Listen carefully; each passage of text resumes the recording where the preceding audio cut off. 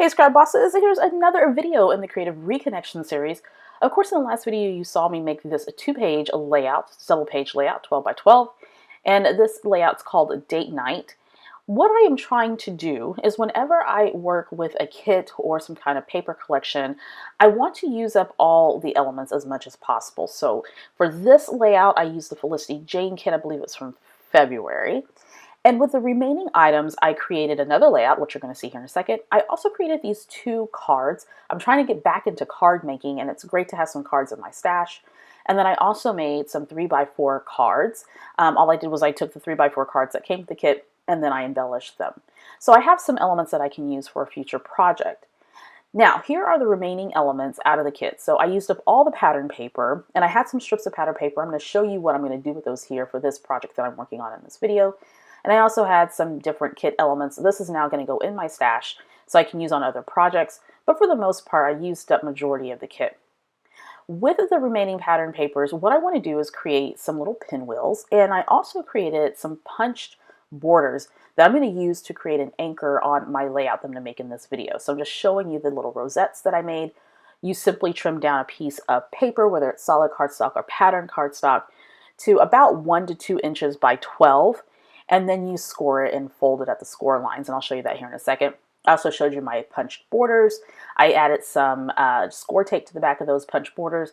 I also punched out some hearts. So this is a great way for you to get some mileage out of your tools and out of any remaining papers that you have. In the past, I would create embellishments just to have on hand. And what I found is that I don't use them. So as I'm working on projects, what I've decided to do was just to sit down when I have a creative moment and create multiple projects using one kit or one paper pack or whatever elements that I am using so that I can use them up. So here I'm showing you the different punches I used. I put score tape on the back of those border punches. So say for instance, if I'm creating a kit, it already has adhesive on it, I don't have to worry about it. But of course, in this case, I'm going to go ahead and use it while I have it out. So I'm not tempted to put it away and never see it again. So I'm going to show you how to make these really fun pinwheels. Now, of course, people have been making pinwheels for crafty projects for a very, very long time. So this is nothing new for a lot of folks who have been scrapbookers for a while. But I do acknowledge that there are new scrapbookers amongst us, and they may not know how to make pinwheels. So here we go. So what I'm doing is I am punching out 2 circles, and those are going to serve as a base for my pinwheels. Again, I'm using the remaining pieces of paper that came with my Felicity Jane kit. I also plugged in my hot glue gun, and I'm all ready to assemble. So I have that strip of pattern paper I cut down to 12 by about 2 inches or 1 inch, something of that effect. And what I'm going to do is I'm going to score it every ½ inch. I'm using this We Are Memory Keeper scoreboard. It does come with the scoring tool, and you can store it right underneath the scoreboard. So once you score the entire strip of paper, you're going to fold it back and forth across the entire strip. And you can also use a bone folder to reinforce those folds if you want to, but don't give it too much pressure because you don't want to split the folds where it creases. Once you have that all folded, you have this little accordion strip, you're going to go ahead and adhere each side together, the insides together. So I'm going to add some score tape. You can use liquid adhesive if you want to. Liquid adhesive will give you a little bit more time to adjust if you need to. So I just put a little bit of score tape there. I'm going to attach it. And then what I'm going to do is I'm going to bring in my bring in my pinwheel, my strip rather, bring in my strip to create this little pinwheel. And it looks pinwheel, rosette, whatever people want to call it. I call it a pinwheel. Next up, I'm going to take my little circle that I punched out. I'm going to add some hot glue. I find that hot glue works really well for this project. And I'm going to put my little pinwheel or my little rosette right there on top of that little circle base so it can stay together. Now at this point, you can add something on top of it, or you don't have to. I usually like to add an element on top. And there we go. So there comes that secondary circle punch. Again, adding some hot glue so that I can keep this all together. Now, doing these types of things, making your own embellishments out of your remaining items that you have in your kits or just in your stash in general, is going to allow you to get a ton of mileage. It's going to save you a lot of money. If you are short on cash and you love scrapbooking and maybe it's not within your budget to buy a whole lot of new items, then making your own embellishments and using them right then and there is a great way to get a lot of usage, a lot of utilization out of what you have. Also, it forces you to be really creative and really nimble with the things that you already have in your stash. And that is a really, really good way to stretch your creativity. Now, with respect to creative reconnection, I used to make these pinwheels a lot, and I was recently inspired by two scrapbookers who used pinwheels on their projects recently. I'm like, you know what? I am going to do that. So that's what creative reconnection is all about. It's reconnecting not only with the items that we have, but reconnecting with some of the techniques and the tools and things that we used to do that we enjoy. There's nothing wrong with it. I feel that there's no technique that expires. You just use whatever, do whatever you want to. It's your scrapbook pages. You're the owner of that. So what I'm doing is I've taken a piece of white textured cardstock from American Crafts, and now I'm going to create an anchor using those border strips I created out of the remaining pieces of pattern paper. There was also some beautiful floral, not flossing tape, that's not what that's called. That's called washi tape. I also used that floral washi tape. I put that down first, wrapped it around my 12 by 12 textured pattern or textured cardstock, and then added those punched strips that I made using my border punches. Now this is a Valentine's layout of my daughter, and typically I always do a Valentine's layout just of her because I went into labor with her on Valentine's Day 9 years ago, and her birthday is the following day on the 15th. Now what I'm showing you is I mounted my photos on a piece of pattern paper. I first mounted it on some white cardstock and then mounted it on some pattern paper that's white and yellow stripe. So I'm bringing in a tiny bit of yellow. That yellow appears in the washi tape as well. I printed my photos at 4 by 6. I trimmed the photo that's on the right hand side down by a couple of inches because I wanted some variation there. She's kind of has the same pose but a slightly different facial expression. Now what I want to do is I want to make the photos appear as though they're nesting in my little pinwheels. But before I do that, I want to embellish my pinwheels a little bit more. Now, as I mentioned, you can keep the pinwheels just the way they are, or you can add some elements. So I took my heart punch and I punched out some hearts in various sizes. And now what I'm doing is I'm creating a dimensional element on my pinwheels. Now the pinwheels are already quite dimensional, so I don't want to be too bulky in my album. So what I did was I mounted one heart on top of the other, just for a tiny bit of added dimension. Then I'm going to grab another heart, put a little bit of foam in between them. I'm going to offset it so that pink will show. And there we go. Nice little dimensional element. I'm going to take some hot glue, and then I'm going to adhere that right on top of my pinwheel. And now I have a custom embellishment. This is so much fun. And as I said earlier, I don't make embellishments anymore in advance and store them. I make them to use them. So if I'm going to make an element, I'm going to use it right then and there on my project because I have enough in my stash and I'll forget about it and it may not work for any project that I'm doing. It gets complicated. So I'd rather just go ahead and make the custom embellishment and use it right then and there on the project I'm working on. I'm going to take this rubber charm, and that rubber charm says "with all my love," or rubber banner rather. I'm going to go ahead and put some score tape behind that and adhere that to that larger pinwheel.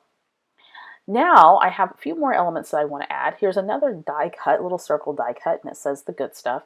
So I'm going to go ahead and add some adhesive to that and get that mounted right there on the heart.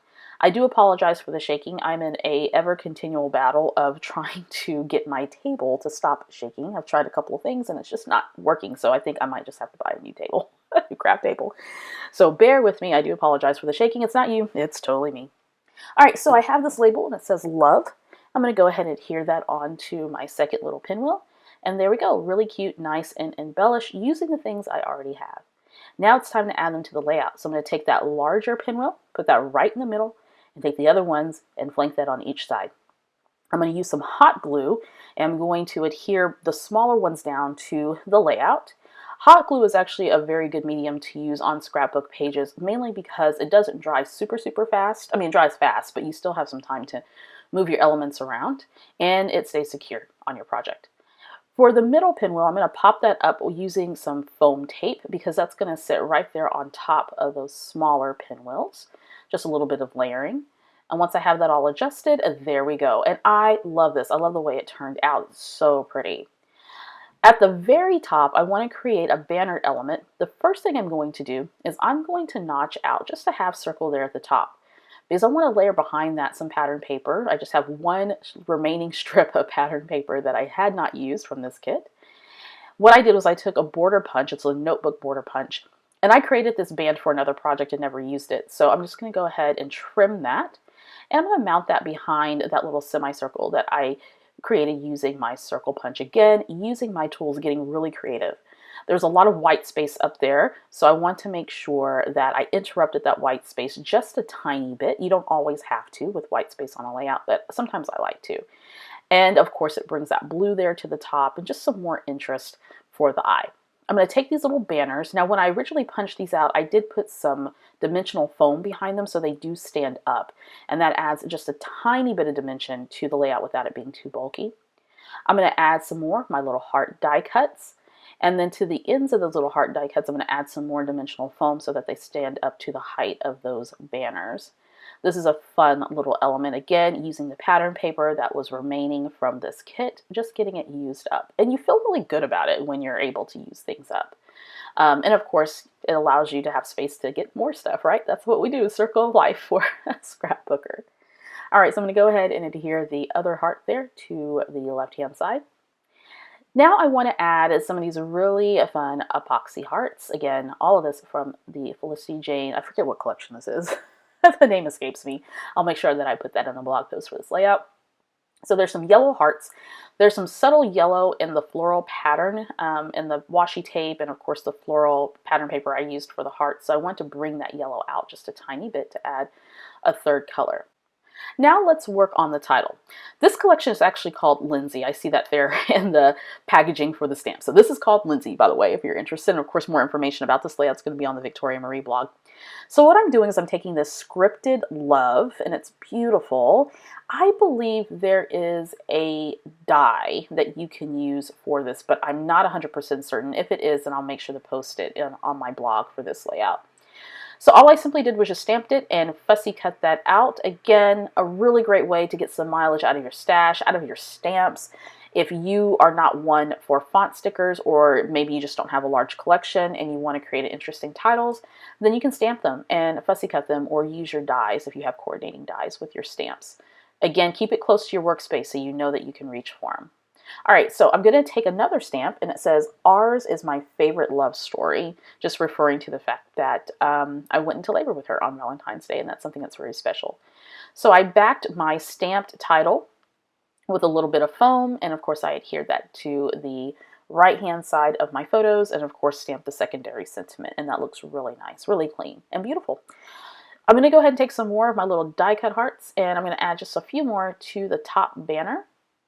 There we go, those look really good. And then I can use the rest for another project. Next up, I bust out my trusty little tab punch. I use this pretty much on every project that I work on. And what I want to do is I want to add or create a label that's going to go on top of that little tab. And the tab's going to go to the left-hand side by the left photo. So I'm stamping "You and Me." And even though I'm not featured in this layout, the story is somewhat about both Corinne and I. And I talk about how on this day I went into labor with Corinne, and kind of our little love story, our journey as mom and daughter. So that's kind of what I'm referring to. Now, of course, Corinne and I will know this. Anybody else who looks at the layout may not pick up on that, but you know, I don't care. The layout's not for anybody else. It's for me and my daughter. So I know what I'm referring to. So I'm going to go ahead and mount that, or adhere that little label that I made using the stamp, and put that on top of the punched tab rather, and then of course add that to the layout.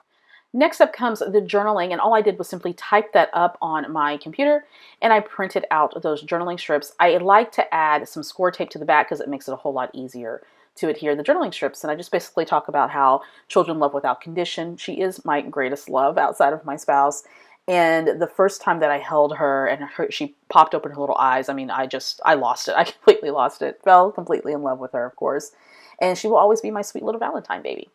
All right, so here are the projects that I made with the Lindsay kit. I got 2 layouts, 2 cards, and 2 pocket cards out of this kit. And I do have some embellishments left over that I can use for other projects.